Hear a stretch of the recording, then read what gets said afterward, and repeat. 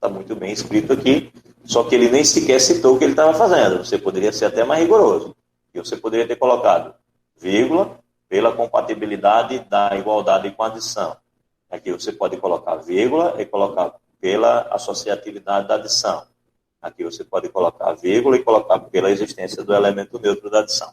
Mas não é obrigatório, tá? Se você usa a propriedade corretamente, você atingiu a resposta, o professor não vai dizer que está errado, não. Não é porque você não disse que o professor vai dizer que está errado, porque a questão não obriga você a dizer. Então, mais um problema. Seja A número real diferente de zero. Mostre que AX igual a C com A diferente de zero. Então, X é igual a C sobre A. Então, o que você vai fazer? É para você mostrar isso, né? Então, a mesma coisa, vai imitar o que está escrito aqui. Aqui ele começa dizendo o que ele ia fazer. Então, você começa dizendo aqui. Multipliquemos... é importante dizer que o A é diferente de zero. Então, diz assim, como A é diferente de zero, podemos fazer o seguinte. Aí escreve AX igual a C e escreve 1 sobre A multiplicando de um lado e 1 sobre A multiplicando do outro. Coloca um parêntese ao redor do A e do X, né? Depois muda a posição do parêntese na outra linha, aí vai ficar 1 sobre A vezes A, com parêntese, depois o X, e do lado de cá você escreve C sobre A. E aí 1 sobre A vezes A, você vai ter 1 vezes A e A vezes 1, vai ser A sobre A, vai ser 1. Então você vai chegar nessa situação aqui, X igual a C sobre A. Mas escrevendo com o mesmo carinho, usando os logos, portanto, as frases parecidas com as que estão aqui. Essa situação, problema resolvida, é um modelo perfeito para você resolver essa. Tá? Então, tá aqui, perdão. Eu fico achando que já é uma situação proposta. E a situação é problema já resolvido. Está aqui, né? Multiplica por 1 vezes A, com parênteses, depois separa os parênteses. Bem, foi o que eu acabei de dizer. E situação, problema, resolva mais essa daqui. Então, a ideia aqui é se livrar do 7. Então, você soma o menos 7. Ele agora não botou o parênteses aqui, ó. Poderia ter colocado, né? Mas certamente ele colocou na outra linha. Então, colocou aqui o cochete, porque o 7 mais menos 7 vai dar o 0. E do lado de cá, como ele tinha subtraído o 7 do 121, ele obteve 114, ficou x mais o elemento de adição, que é o 0, igual a 114. Bem, a atividade proposta, como disse a vocês, é só imitar o que está antes, né? Então, para resolver isso, o que ele quer saber? Ele quer saber quem é o x. Bem, como A é diferente de 0, posso multiplicar por 1 sobre A dos dois lados, usando os parênteses, né? A história dos parênteses. Muda a posição dos parênteses, ou melhor, aqui vai ter uma distributividade primeiro, né? Vai ser 1 sobre A vezes AX, 1 sobre A vezes B, e aqui 1 sobre A vezes 0, que vai dar 0. Bem, aí vai ficar B sobre A, e vai ficar, o parênteses você vai mudar para ficar 1 sobre A vezes X, e no final você vai chegar nessa situação quando você somar o menos B sobre A dos dois lados, que vai aparecer aqui. Então, faça com todo o rigor, imitando as situações propostas anteriores.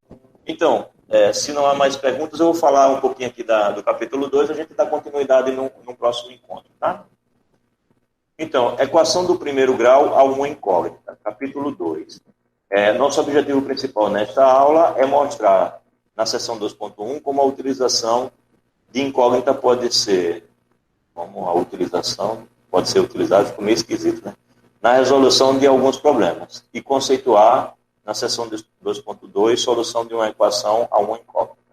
Veja dizer formalmente o que é a solução. Então, está aqui a situação problema. O dobro da idade de João adicionado ao seu triplo é igual a 85. Qual a idade de João? Bem, em termos de avaliação, para mim, essa apostila começa aqui no capítulo 2, tá? O capítulo 1, para mim, é um capítulo de entendimento e não de avaliação. Tá? Vocês entendem aquela ideia, mas eu não pretendo cobrar como uma questão. Eu não vou dar para vocês um problema em que vocês façam nada pelo método dedutivo, tentativa, não. Se eu for cobrar um exercício, eu vou cobrar um exercício dessa forma, te dando um problema e pedindo para você resolvê-lo, já pelos métodos algébricos que você aprende no finalzinho do capítulo 1 e no início do capítulo 2. Então, vamos lá. O dobro da idade de João, adicionado ao seu triplo, é igual a 85. Qual a idade de João? Então, primeiro começo, ó, olha a estrutura da solução. Primeiro ele coloca a palavra solução para separar do enunciado. Porque muitas vezes você começa a resolver o problema sem colocar a palavra solução, e o professor, quando vai corrigir, não sabe onde terminou o enunciado e onde começou a solução. Então é para isso que ele escreve a palavra solução aqui. Ele destacou o enunciado com um quadro, não é necessário, claro, no teu caderno, na tua prova, quando você for fazer, porque a questão já vai estar lá destacada. Mas você vai colocar lá a primeira questão, deixa claro que você está começando a resolver a primeira questão. Então, representaremos por X, ó, começa com linguagem vernacular e não com linguagem matemática. Representaremos por X a idade de João. Então, pelo enunciado do problema, sabemos que, bem, repito, ele foi bem rebuscado ao dizer essa frase. Não é poder simplesmente ter feito assim, façamos. Porque é claro que o que você está fazendo é resolver o problema. Você não precisa usar essa frase, mas pode usar qualquer uma outra, que signifique algo igual. Ou você pode simplesmente dizer façamos, porque o que importava para mim que vou avaliar é que você já disse quem era o X. Porque aí eu sei que as suas contas vão buscar aquele X, que é a idade do João, que é exatamente o que está sendo pedido no problema. Então, representamos por X a idade do João. O triplo da idade mais o dobro da idade é 85. Ponto. Ok, é assim que você representa o problema. Então, seu objetivo é resolver essa equação. Você poderia simplesmente escrever abaixo. Precisamos resolver essa equação. Ponto, e já começar a resolver. Mas ele deu explicação maior aqui. A expressão 3x mais 2x no lado esquerdo da igualdade é chamada primeiro membro da equação. É porque ele quer te ensinar, mas se você está só resolvendo, não precisa dizer tantos detalhes. E o número 85 no lado direito da igualdade é chamado segundo membro da equação. Fugir um pouco aqui. Chamado segundo membro da equação. Podemos resolver essa equação pelo método das tentativas ou pelo método operatório. Optamos aqui pelo método operatório, para mim sempre. Então, note que adicionamos 2x a 3x, obtemos no primeiro membro da equação o número 5x. Claro que você não precisa escrever isso para mim enquanto estiver resolvendo um problema. Então, podemos escrever essa equação assim. Bem, seria a segunda linha já do teu enunciado, né? do começo da tua solução. Uma vez escrito isso, você já pode começar. Portanto, você já teria isso aqui. 5x igual a 85. Então, multiplicando ambos os membros dessa equação por 1/5, obtemos a seguinte igualdade. Bem, aí até que é interessante essa frase. Então, você tem 1/5 aqui, ou você poderia simplesmente escrever 1/5 vezes 5x igual a 1/5 vezes 85. Se você está só resolvendo, não está me mostrando que sabe as propriedades operatórias, você nem precisa usar parênteses, fazer associatividade, nada. Simplesmente escreve 1/5 vezes 5x de um lado, 1/5 vezes 85. Então, x igual a 85 sobre 5, de onde concluímos que x é igual a 17. Bem, ele fez uma pergunta. O dobro da idade do João, qual é a idade do João? Então, o correto, o ideal, é que, ao terminar o problema, você escreva. A idade de João é 17. Não é bom que fique resolvido só até aqui.